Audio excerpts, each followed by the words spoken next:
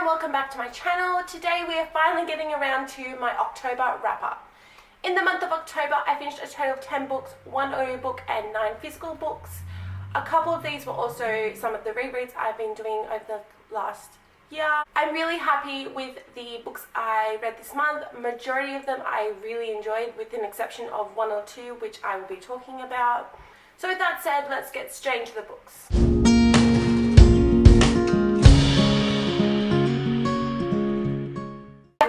The first book I finished in the month of October is one of the rereads for this month, and that is The Battle of Labyrinth by Riodan. This is the fourth.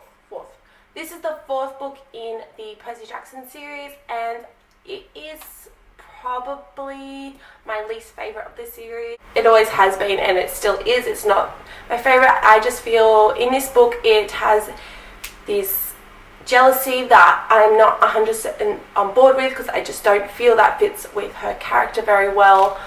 But I did like the introduction of the new character that you see in this book. She is a very interesting character, but I can't give away too much because of spoilers, as I said, because it is the 4th book. But I actually still really enjoyed it. It still had the humour of the Percy Jackson series, as well as these complex characters that I absolutely love. The next book I finished in the month of October is Serpent and Dove by Shelby Mahurin. I hope that's how you say her name. I got this one from one of my loot crates and I was super excited to receive it. I will link that video in the description down below if you want to check it out. If you do not know what this book is about, it is basically following this witch named Louise and this witch hunter called Reed. They basically end up in this situation where they have to marry each other out of basically duress and forced marriage. It is fantastic. I really love this book. I love the setup of the world, as well as the complex relationships between all the witches and witch hunters. As you can see, there is going to be a lot of betrayal because he doesn't actually know she's a witch. The next book I finished in the month of October is Serpent and Dove by Shelby Mahurin. I think that's how you pronounce her name. I'm so sorry if I'm pronouncing that wrong. This book basically follows this witch named Lou and this witch hunter named Reed, where they have to end up marrying each other. But she has to keep that she's a witch a secret, otherwise she dies, basically. It is a very unique story. I really love Lou. I love her as a character. She is a fantastic female character. She is so witty. She's hilarious. She definitely stands her ground. It is fantastic writing of her behalf. But I also really enjoyed his character and the character development that they go through in this book. It is incredible. From the start of the book to the end of the book, they are completely different people. Well, not completely. She's still hilarious. But they just go through so much character development. I really enjoy how she spends the time building out these characters and putting these layers for them, for each of the characters, not just the main 2 characters, but all the characters in this book. I absolutely loved the characterization, as I said, but the plot is also really good. It's really interesting twist and turn, and the plot twist at the end, oh my god, I love it, and I cannot wait till the 2nd book comes out. I'm so excited. I'm definitely going to pick it up. It is one of my all-time favorite books of this year so far. But I don't think that's going to change because I only have a month left, or a bit over a month left to change my mind about this book, and I do not think that's going to happen. It is absolutely incredible. The writing style is amazing. The world building is incredible, and the customs and the setting is amazing. I absolutely loved it. I had a ball reading this book, and I'm so glad I picked it up. The next book I finished is The Strange Case of Dr. Jekyll and Mr. Hyde by Robert Louis Stevenson. This was the first classic, I guess you could call it, yeah, it is a classic book I have ever picked up. I am definitely glad I did. However, now that I've read a few more, it is definitely not my favourite. I definitely love the idea of the story, but I just felt like there was no plot development in this book. Don't hate me. But I do like the concept of the story. It was really interesting to read about, and it's very short. This has a lot of other stories in there as well. That's why it's so big. But the actual Dr. Jekyll and Mr. Hyde, it's a very short story, so that might be it. There just wasn't a lot that happened in the book, and it just, I don't know, it's not my favourite, but I definitely enjoyed it while I was reading, and the characters were very interesting, but it's not my favourite classic that I've read, so.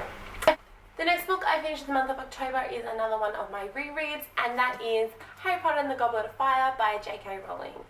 I'm not going to spend too much time on talking about what this book is about because I have given the description of these books in one of the first wrap-ups I did where I started reading this series, so I will leave that in the description link down below. This book is really, really interesting. I really like this concept of this book. It's so different to the last three. I loved the turn in this book because this is when the books start to turn and get a little bit darker because of a certain event that happens at the end of this book. I love how J.K. Rowling has intertwined these events to build up this tension that explodes at the end of the book. I really loved seeing Hermione, Ron and Harry, their relationship between this book, the complexities of having a friendship and all these emotions that teenagers have as well as us as adults have. I love seeing Hermione, Ron and Harry's relationship in this book. I love seeing the complexities of their relationship, and having a friend sometimes means you're not going to get along all the time. I really love seeing that portrayed in this book because you don't often see that in other books, which I found very, very amazing. I love to read about it. It was so good to see. It was so refreshing. Even though I've read this book before and know it happens, I was so happy to see it and read about it all over again. And I cannot wait to read the next one, which I've read because this is late. But I cannot wait to talk to you guys about the next book. The next book I'm going to be talking about is The Daughter of Burning City by Amanda Foody. As you guys know, I read Ace of Shades earlier this year. I think it was in September.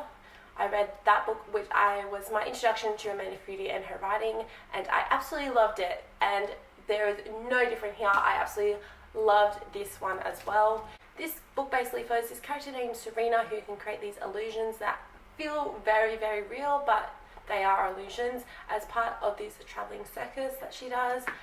However, one day these illusions start dying and she has to figure out why they are dying, how they can be murdered because they are not real, and who is murdering her illusion. I found this book really, really good. It was so fascinating to read about these illusions and how she goes to solve the murders of these illusions. The plot twist at the end of this book was absolutely phenomenal. I loved it. I love these sorts of plot twists. It was so exciting. I never predicted it.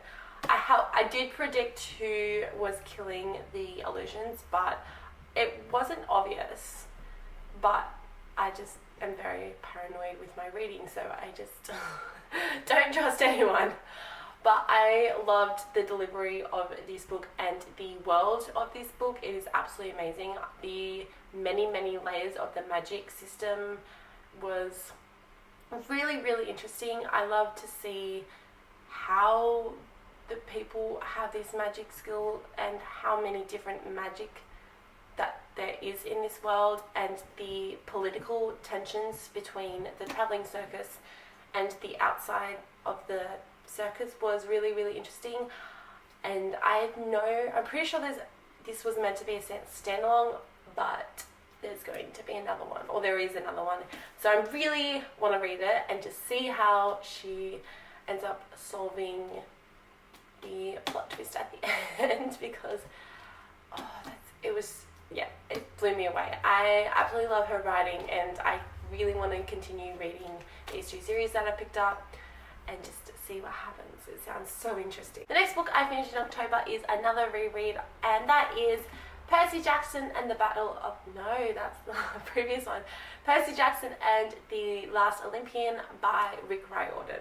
This book is the conclusion of the Percy Jackson series, and must I say, it is a fantastic conclusion of this series. It has always been one of my favourite Percy Jackson books in that series because it has so many action scenes, but it has so many relationship scenes, I guess you could call them, and it has dialogue, and it has battles, and it has like slower bits where you get to really understand the characters and where they're coming from, and just betrayal, and it just has everything.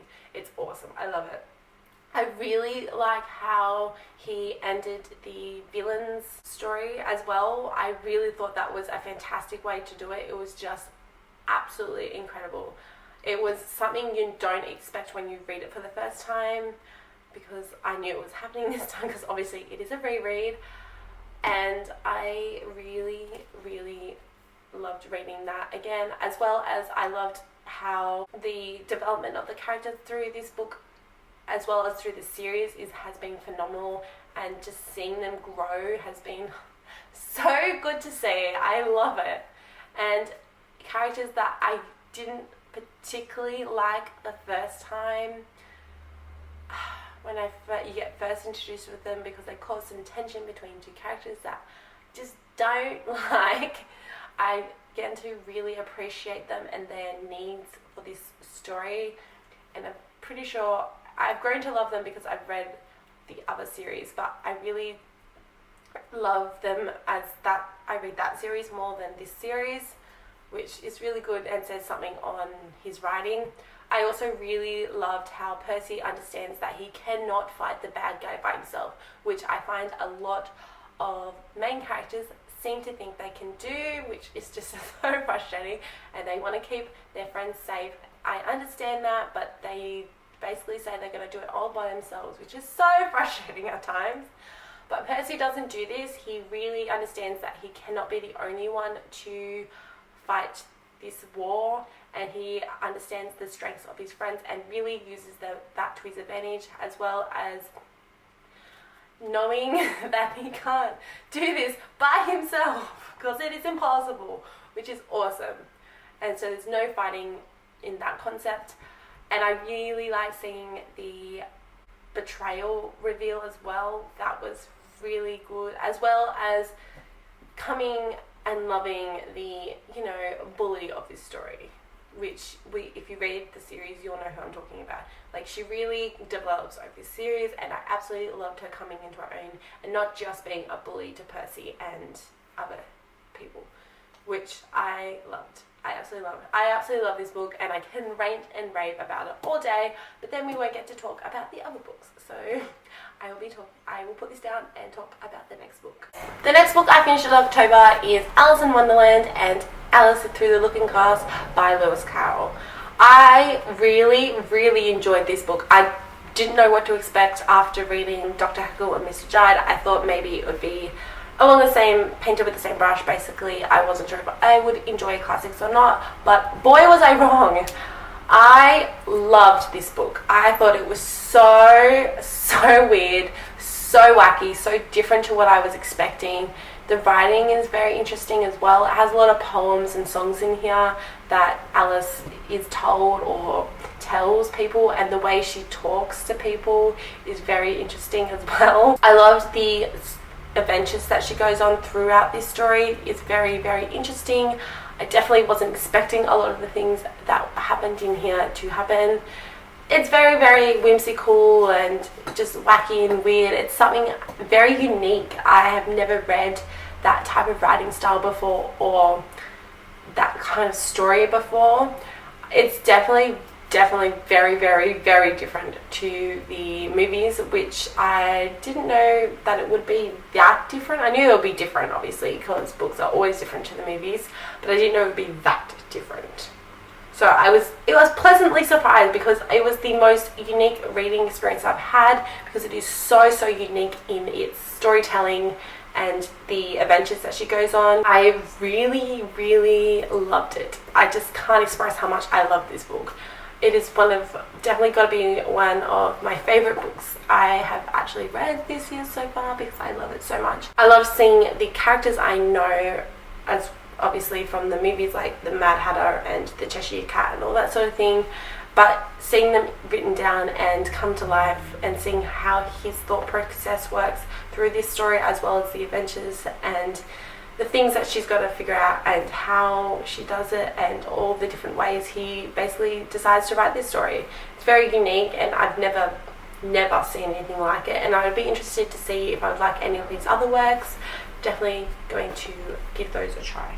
The next two books I finished in the month of October are both rereads from the same series. I'm talking about them together because I totally forgot one of them from earlier. So I actually read 11 books instead of 10. So I will be talking about these two together, but also separately, if that makes sense.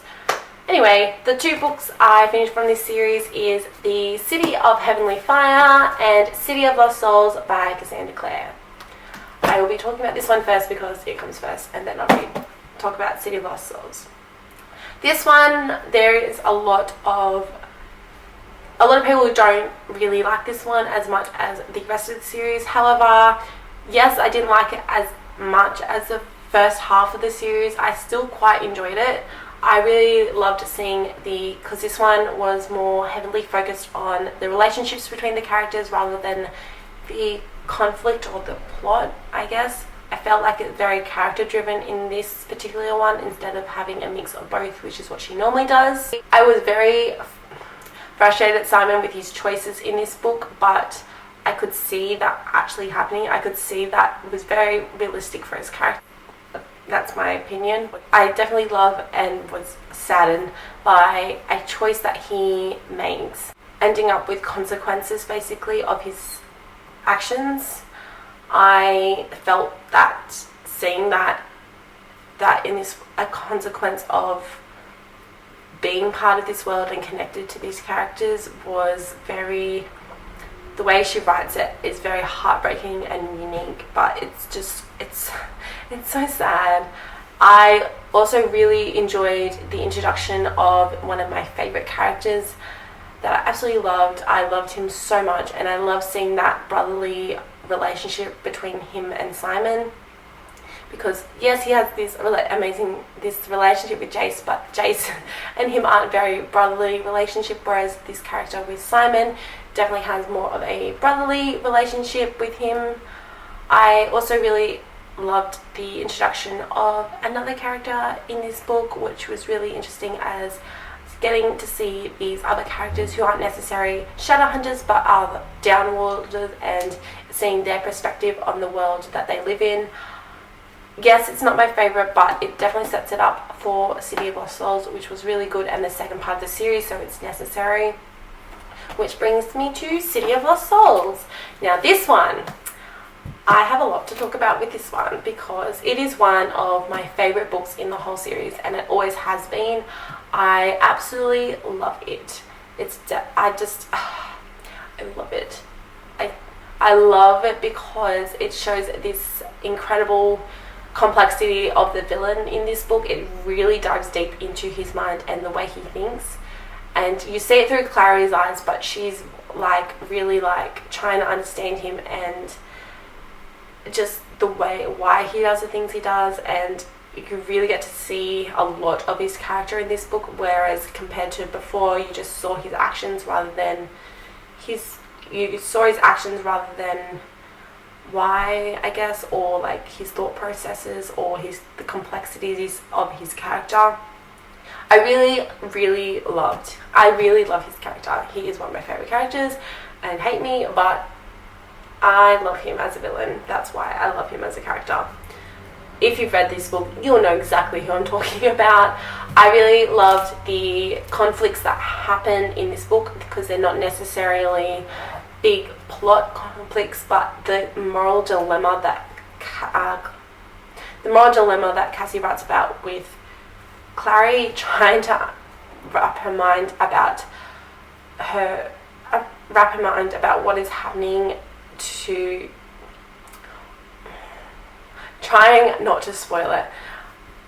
I love the way that Cassie writes about Clary's moral dilemmas in this book. It is absolutely incredible, as well as having all these other conflicts that are happening outside where Clary is, and all the other characters having to deal with the consequences of perhaps what Clary has chosen to do. And I loved seeing her basically a leap of faith in this book, with her not only with going where she goes, but with the other people in her world, like Simon and Izzy and Clary, but especially at the end. And there was this moment in this book that I just found was absolutely incredible, and it was showed this amazing strength of character for Clary by showing that she has faith in these people that she loves, like Izzy and Simon and Alec. She has the absolute faith in them that they can come and help her, and basically putting her in massive danger by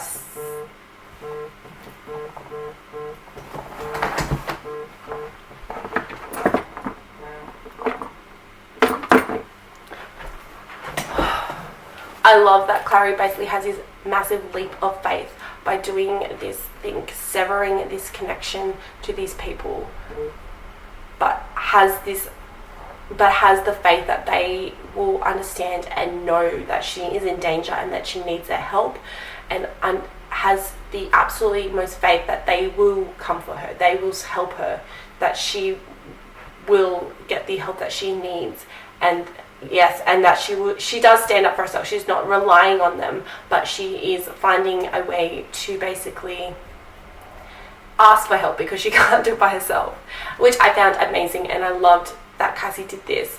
It's a massive strength of character, and I can't say what she does because it would be a spoiler, but I loved it, and I loved the character development and seeing those complex thoughts and the character development in this book, because obviously she has to come to this realization, and I absolutely loved it.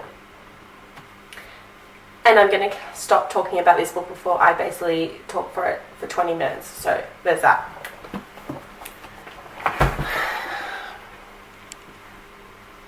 The last book I finished in the month of October is The Little Prince by Antoine de Saint-Exupéry. If I'm saying that name wrong, guys, I'm so sorry.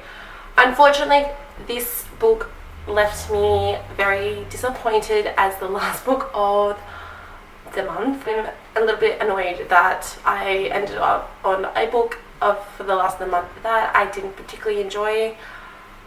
But that's just how it goes sometimes. This book, I really wanted to like it. I'd heard a lot of really good things about it, and I really, really wanted to enjoy it. I really wanted to enjoy it. As you can see, it's very, very tiny, so it's a very, very quick read, but I don't know. I don't think that was the problem. I really don't. It's basically this pilot ends up crash landing and finds this little prince who basically tells him some really strange, basically, of how he gets there. Basically follows this pilot who crash lands his plane, and he's fixing his plane when he meets this little prince who basically tells him of how he got there, I guess. It's very whimsical, and there's that, which was a really good thing in its favour, because I really enjoy reading that sort of thing, as well as the two types of ways that they told the story. He told it through drawings, because he had a lot of drawings that were intertwined in the story, as well as the written part of the story, which was really good. I really enjoyed that, but I just felt that it went nowhere. I don't know why. I may be the only one in this, but I felt there was no point to this story. Like, the ending, it was very disappointing, and it was flat. There was no tension, or there was nothing to resolve. It was just there. I don't know how else to explain that, and I may be the only one thinking this but I just felt like there was not a lot of things that happened in this book. Like, he was telling him his adventure, and I get that, and I can understand that, but the ending wasn't resolved into anything, or there was no conflict really, and I just didn't enjoy it as much as I would have liked, unfortunately. But which led me a little bit disappointed, because I'd heard so many great things about this, and it's such a pretty version too, so I don't know. Maybe it's just me, but I just didn't enjoy it as much as I would like, and I'm a little disappointed. Alright guys, that's it for October wrap up. If you like what you saw, definitely subscribe and ring the bell to get notified every time I post a new video. Let me know in the comments down below what your thoughts on these books were, if you've read them or what you read in October. I will leave all those video links in the description box down below, as well as my social media if you guys want to follow me on social media. But until next time, see ya!